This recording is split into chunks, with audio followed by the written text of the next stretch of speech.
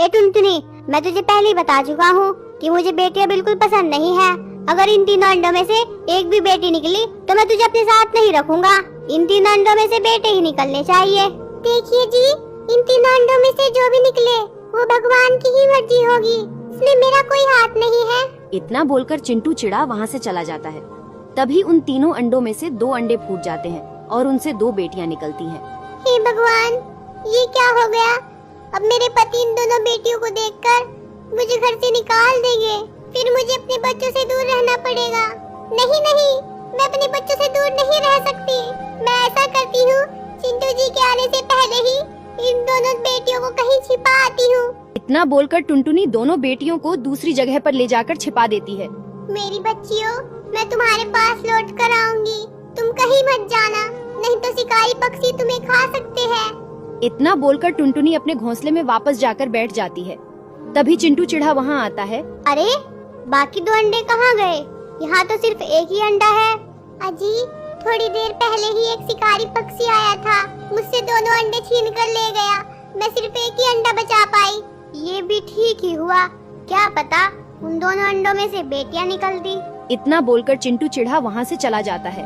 तभी अंडा टूटने की आवाज होने से चिंटू वापस आता है। टुनटुनी बताओ, अंडे से बेटा निकला है या बेटी? अरे, तुम तो रो रही हो, इसका मतलब मैं यही समझू ना कि अंडे से बेटी निकली है? नहीं जी नहीं, ये आंसू तो खुशी के आंसू है।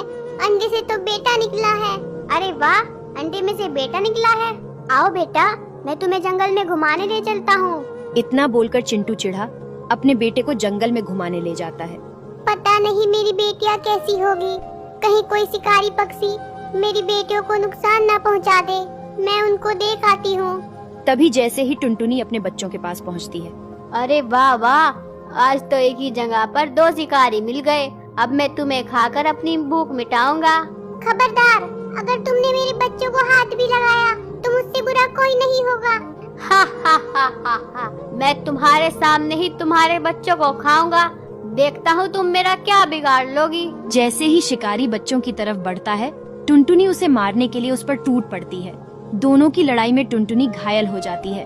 फिर किसी तरह वो अपने बच्चों को बचाकर घर ले आती है। चिंटू जी, मुझे माफ करना, मैंने इन बेटियों को आपसे छिपाकर पाला है, लेकिन अपनी बेटियों को बचाने के लिए मुझे शिकारी से लड़ना पड़ा, जिसके कारण मैं बहुत घायल हो चुकी हूँ।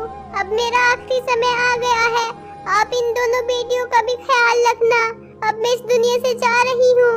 माँ, माँ, आप हमें छोड़कर नहीं जा सकती माँ, हम आपके बिना